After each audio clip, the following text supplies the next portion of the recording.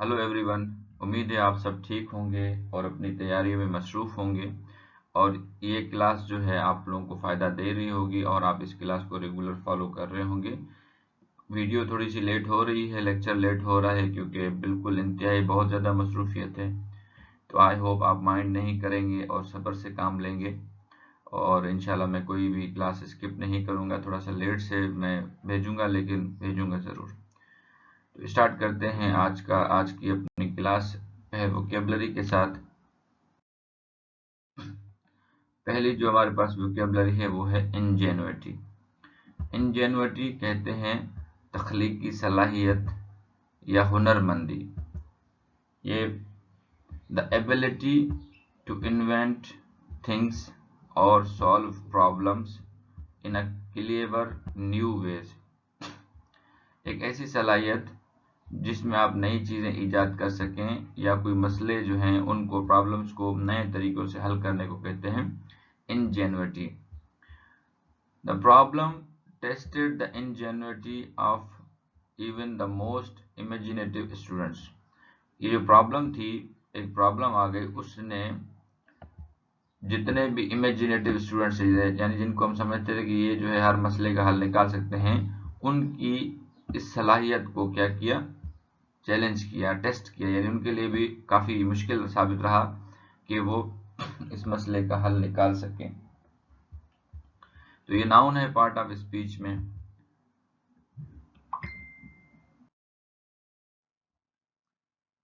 Dramatically,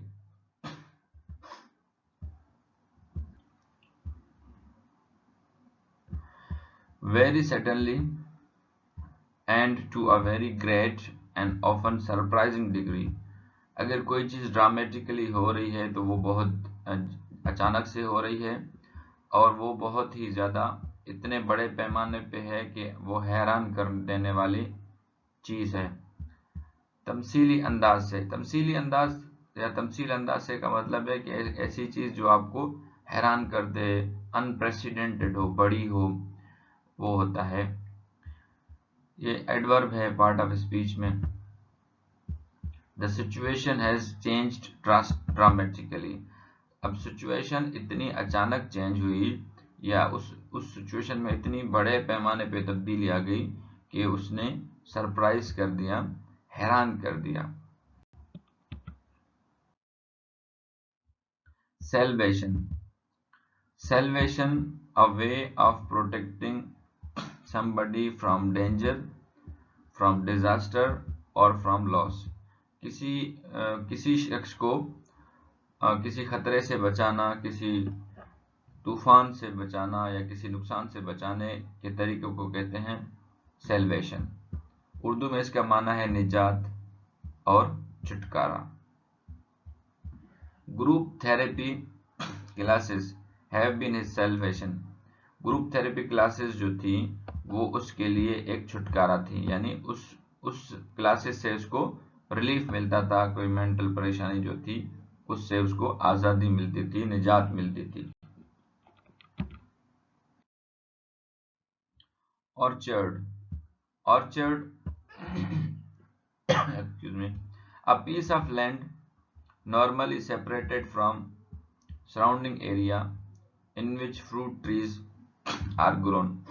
orchard normally जो लोग मुझे सुन रहे हैं और वो किसी पहाड़ी इलाके से ताल्लुक रखते हैं तो वहां पे उन्होंने देखा होगा कि ऊपर जगहें होती हैं जो मतलब जहाँ पे सेपरेट होते हैं, वो बाग के लिए जगह होती है या सिर्फ और सिर्फ वहां पे कोई और खेती नहीं होती, वो बागों के लिए खेती होती है। यानी वहां पे फल वगैरह लगते हैं या कोई ऊंची जगह जहाँ पे नॉर्मली खेती बाड़ी नहीं की जा सकती तो वहां पे फलों के लिए वो प्लेस मुख्तस की जाती है, तो उसको कहते हैं ऑर्चर्ड। एप्पल ऑर्चर्ड्स, फलों का बाग या ऊंची जगह, इसका उर्दू में माना है। अगला वर्ड है थॉ। थॉ ये एक वर्ब है, इसकी फॉर्म्स हैं। अगर हम इसको प्रेजेंट पार्टिसिपल में यूज करेंगे तो इज एम आर के साथ जो है सिंगुलर सब्जेक्ट के साथ हम थॉज लगाएंगे, एस का इजाफा करेंगे। पास्ट पार्टिसिपल है इसकी थॉट, पास्ट सिंपल और पास्ट पार्टिसिपल भी थॉट है और आईएनजी फॉर्म इसकी है थॉइंग। अगर जो वर्ब थॉ है उसका मतलब है ये पर्टिकुलरली बर्फ और आइस और स्नो के लिए इस्तेमाल होता है। स्नो वो होता है जो कि नेचुरल होता है, जो कि पहाड़ों पे गिरती है, जैसे कि हम सब इंजॉय करते हैं। और आइस वो होता है जो कि इंसान मैन मेड या हम लोग खुद जो अपने गर्मियों में इस्तेमाल करने के लिए बनाते हैं, हमारे शहरों में सब इससे वाकिफ हैं। तो अगर बर्फ पिघले, चाहे वो नेचुरल बर्फ हो या मैन मेड हो, to turn back into water after being frozen, जम जाने के बाद अगर वो बर्फ दोबारा पानी में तब्दील हो जाए तो उसको कहते हैं thaw. The country was slowly thawing out of the long cold weather, मुल्क में जो बड़े लंबे अरसे तक एक सर्दी चल रही थी, अब वहां पे क्या है, बर्फ पिघलना शुरू हो गई है। सिनोनिम है इसका melt.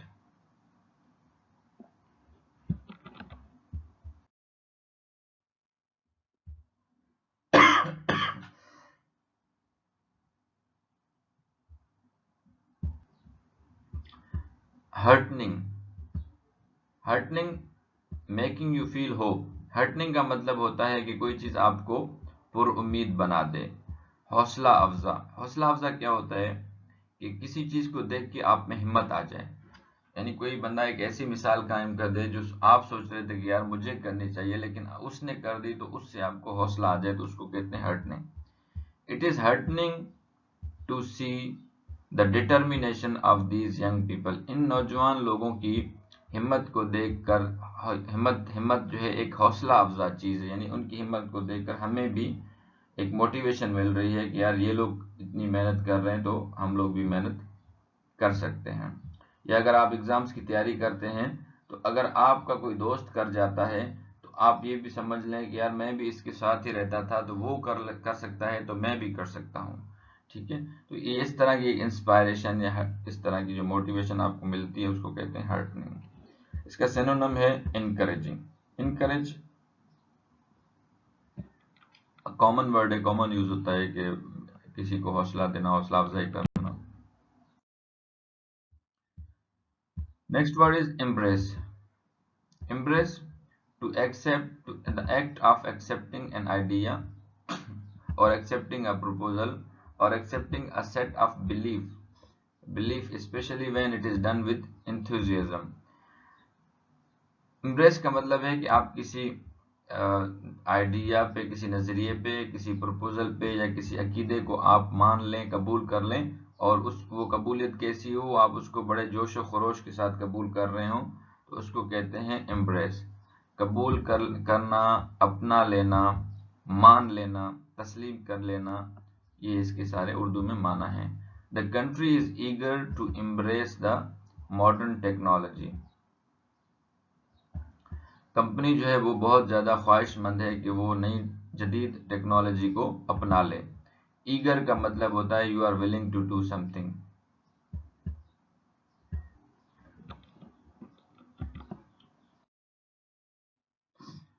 Desalination, desalination the process of removing salt from the sea water. समंदर का जो पानी होता है वो खारा होता है, लेकिन कुछ मुल्कों में पानी नहीं होता लेकिन उनके पास समंदर होता है, तो in the two solve the issue, तो वो क्या करते हैं, वहां पे डीसैलिनेशन प्लांट्स लगाते हैं। जो समंदर का खारा पानी है उसको मीठे में तब्दील करते हैं। ये उसकी उर्दू माना में जो है ये टाइपो एरर है, इसको आप काट दीजिएगा। डीसैलिनेशन यानी समंदर के कड़वे पानी को मीठा करने का process. In coastal areas, the small scale desalination units may offer a relief। जो समुद्री इलाके हैं वहां पे एक छोटा सा जो डीसैलिनेशन प्लांट है जिसमें खारा पानी उसको मीठा बनाया जाएगा, ये एक बहुत बड़ी मदद हो सकती है वहां के लोगों की।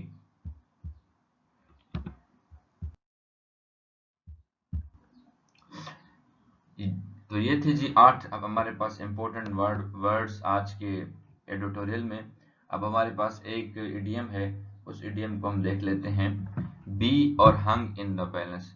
बी का मैंने पहले भी बताया था, बी का मतलब है तो उसमें वर्ब होगा, इज एम आर होगा, was verb, will shell has have ये लगेगा।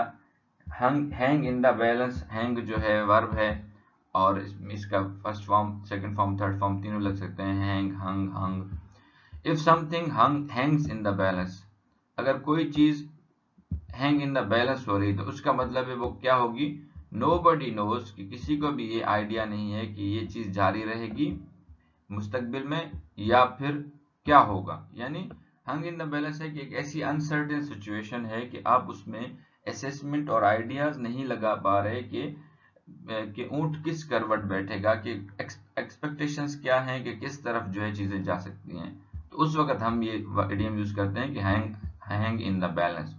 आफ्टर अ बैड ईयर, एक बहुत बुरे साल के बाद, जजेस careers hung in the balance, Judy's career hung in the balance. तो जूडी का जो कैरियर है वो अब लटका हुआ है, हवा में लटका हुआ है, यानी अब उसका पता नहीं कि ये किस तरफ जाएगा।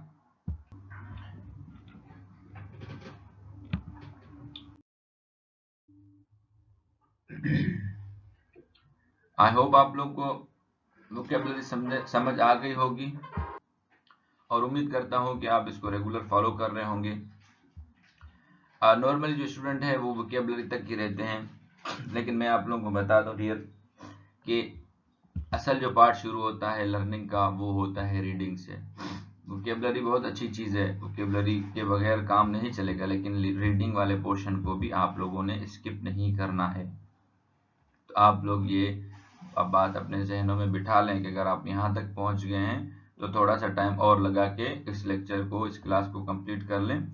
क्योंकि रीडिंग एक ऐसा हार्ड पार्ट होता है जिसमें नॉर्मली स्टूडेंट्स क्विट कर देते हैं। ठीक है, तो अब ये जो हमने पिछले वोकैबुलरी पढ़ी है यही आगे रिपीट होंगी, दोबारा रिपीट होंगी, तो आपकी नॉलेज में इजाफा होगा। तो स्टार्ट करते हैं आज का हम एडिटोरियल रीडिंग को। टाइटल है ग्लेशियल इंजेन्युइटी, यानी जो ग्लेशियर्स हैं वो, necessity is Indeed the mother of invention, जरूरत ईजाद की माँ है। ये जुमला आप लोगों ने सुना होगा। As witness in Gilgit Baltistan, जैसा कि हमें नजर आया है गिलगित बल्तिस्तान में कि किस तरह जरूरत ईजाद की माँ है। इन दीज एरियाज, यानी इन गिलगित के एरियाज में, climate change has dramatically, climate change ने बड़े पैमाने पे या बड़ी तेजी के साथ तब्दील कम किया है, रिड्यूस किया है स्नोफॉल को, यानी जो बर्फबारी गिरती थी वो कम हुई है। एंड डिसरप्टेड, और हिला दिया है या चेंज तब्दील कर दिया है ट्रेडिशनल वाटर साइकिल को। जो रिवायती वाटर साइकिल था कि भाई इतने अरसे तक बारिश हो, बर्फ होगी, फिर उसके बाद बर्फ पानी पिघलेगा, फिर इलाकों में पानी आएगा एक्सक्यूज मी, तो वो साइकिल को डिसरप्ट कर दिया है, तब्दील कर दिया है क्लाइमेट चेंज ने। Farmers are now not waiting, वहां के जो किसान है वो अब इंतजार नहीं कर रहे फॉर सेल्वेशन, किसी निजात का, फ्रॉम द स्टेट, रियासत से, बल्कि इंस्टेड, इसके बदले में, they are building alternatives in the form of shimmering towers, वो अब अपने लिए एक नए तरीके बना रहे हैं। किस तरह? Shimmering towers. शिमरिंग टावर क्या होता है आप इसको गूगल कर लीजिएगा। शिमरिंग टावर होता है बर्फ का एक, चाइना में एक फेस्टिवल होता है तो वहां पे टावर्स बनाते हैं। तो शिमरिंग टावर ये होता है कि बर्फ गिरती गिरती गिरती गिरती उससे छोटा सा एक एक जो है सुतून की तरह बन जाता है। ठीक है, और फिर वो जब वो फिर जमा हुआ होता है सुतून, लेकिन जब उसमें उसको धूप लगती है तो फिर वो पिघलना शुरू होता है। आपने फिल्मों में देखा होगा कि पहाड़ों की बिल्कुल इस तरह बर्फ के पहाड़ों की तरह बने होते हैं तीखे से। Inspired by the work of environmentalist Sonam Wangchuk. Sonam Wangchuk एक माहौलियाती एक्सपर्ट हैं। उनके काम से मुतासिर होके जो गिलगित बल्तिस्तान के लोकल विलेजर्स हैं, local villagers pipe water from streams, उन्होंने नदियों से पानी जो है पाइप करना शुरू किया है। स्प्रे इनटू द फ्रिज्ड एयर, वो जमी हुई जो हवा है उससे स्प्रे होता है, और बाकी जो काम है ग्रेविटी और विंटर उसको कर देती है। यानी वो नदियों में जो पानी जमा होता है उसको निकाल रहे हैं, पाइप कर रहे हैं, और उसको नीचे तक ला रहे हैं, जिससे वो पानी आके बाहर जम रहा है। इन नदियों में नहीं जम रहा, उसको बाहर लेकर आ रहे हैं ताकि वो शिमरिंग टावर्स की शक्ल में आ जाए, और जैसे ही थोड़ी थोड़ी धूप लगती रहे वो पानी जो है बहता शुरू हो जाए, बजाय इसके कि वो बिल्कुल ज़्यादा गर्मी हो और फिर जो ग्लेशियर वो टूटे फिर पानी अवेलेबल हो। These conical towers, conical tower आप इसको सर्च करेंगे तो आपको इसकी शेप मिल जाएगी। कॉनिकल भी एक टावर होता है। आप लोगों ने अगर कॉर्न आइसक्रीम खाया है तो उसकी तरह एक टावर होता है। Gradually melt during spring and summer, वो बाहर में भी पिघलता है और गर्मियों में भी पिघलता है। Providing a lifeline to orchards, वो जो फलों के बाग होते हैं उनको पानी देता है, और जो क्रॉप्स होती हैं उनको पानी देता है, इससे पहले के जो नेचुरल ग्लेशियर्स हैं वो पिघलना शुरू हो जाएं। द आइस स्टूपास, आइस के जो बर्फ के जो ये चबूतरे हैं, ये जो टावर्स हैं, हैव ऑलरेडी ट्रांसफॉर्म लाइफ, उन्होंने पहले ही जिंदगियों को तब्दील कर दिया है। Where farmers could plant only once a year, जहां पर किसान सिर्फ साल में एक मरतबा खेती कर सकते थे, they now sow multiple crops, अब वो एक से ज्यादा खेतियां कर रहे हैं। Entire villages that once waited until June for water are irrigating field as early as March, वो गांव वाले जो पहले जून का इंतजार करते थे कि पानी आए, अब वो मार्च के शुरू ही में अपनी खेती बाड़ी शुरू कर रहे हैं, क्योंकि उन्होंने ये जो तरीका निकाल लिया है, उससे वो पानी अपने आप को प्रोवाइड कर रहे हैं।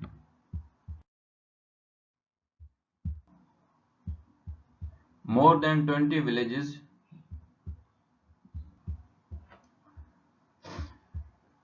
and over 16,000 people have benefited, 20 गांव और 16,000 लोग जो है उन्होंने फायदा उठाया है।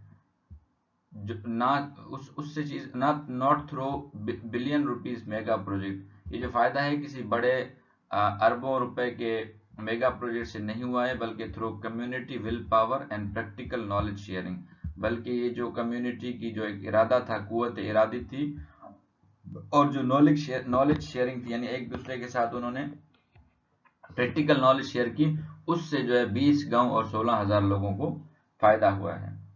इन अ कंट्री, एक ऐसे मुल्क में जहां पर खुश्क साली, फ्लड्स और मिसमैनेजमेंट जो है खबरों में रहती है, ये बहुत ही ज़्यादा खुश आयंद है कि हम देखें कि शहरी जो है अपने आप एक नई चीज़ें ला रहे हैं और वो पुर उम्मीद हैं। अब जो सबक है वो बहुत ही वाज़ेह है कि पानी को जो बचाना जो है ना, वो ना सिर्फ इंजीनियर्स और मिनिस्टर्स का काम है, बल्कि कम्युनिटीज़ पूरे पाकिस्तान में वो इस बात को अपना वो जो लोकल सॉल्यूशंस हैं, यानी अपने इलाकों में जो पानी के जो तरीके हैं उनको अपना सकती है, जैसे कि रेन वाटर हार्वेस्टिंग है, वहाँ से बारिश के पानी से जो खेती होती है, ड्रिप एरीगेशन है, फिक्सिंग लीक्स है, यानी अगर कहीं से पानी इधर उधर जा रहा है, और रिड्यूसिंग वेस्टेज है। कह रहे ये चीज़ें हैं जो कम्युनिटी खुद भी कर सकती है, कि वो वेस्टेज को बचा सकती है, लीक्स को फिक्स कर सकती है, और ड्रिप एरीगेशन कर सकती है, और रेन वाटर हार्वेस्ट कर सकती है।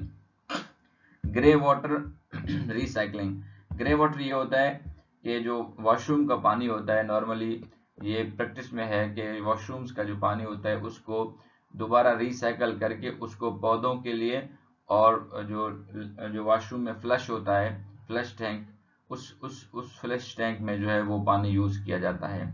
रूफ टॉप वाटर स्टोरेज, छतों पे पानी जमा किया जा सकता है।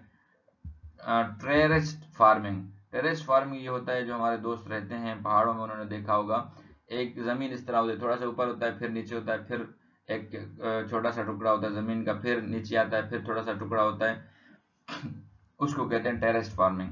And school based awareness programmes can help promote long term sustainability, और अगर हम स्कूल में जो है अवेयरनेस प्रोग्राम दे दें इस पानी के हवाले से, तो ये बहुत बड़े पैमानों पे सस्टेनेबिलिटी की तरफ हम लोग जा सकते हैं।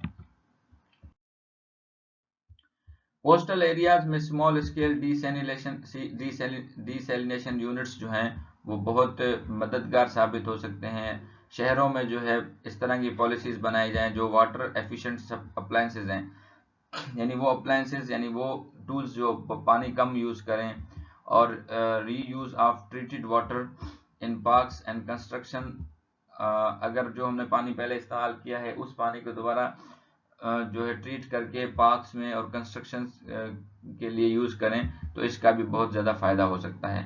जैसे कि टेम्परेचर बढ़ रहा है और रिसोर्सेज जो है कम हो रहे हैं, तो फ्यूचर जो है पाकिस्तान का पानी का जो फ्यूचर है पाकिस्तान में वो हैंग इन बैलेंस है, यानी वो हवा में लटका हुआ है, उसका पता नहीं चल रहा कि वो किस तरफ। ऐसा ना हो कि बिल्कुल ही पानी जो है ख़त्म हो जाए। हाउएवर लेकिन जो विलेजर्स जैसे कि करमंग और स्कर्दू के जो लोग हैं, उन्होंने हमें ये याद दिलाया कि रेजिलियंस जो है, रेजिलियंस यानी किसी भी चीज़ को जो टकराव होता है वो पॉसिबल है, और जो बहुत ही ठंडे आइडियाज़ होते हैं वो बहुत ही वार्मेस्ट होप लेकर आते हैं, यानी छोटे आइडियाज़ भी बड़ी बड़ी जो है चीज़ें कर सकते हैं। ये जी माफ़ कीजिएगा, यहाँ पे जो है ये टाइटल की टाइपो मिस्टेक है, मैं इसको मिटा देता हूँ, ठीक है।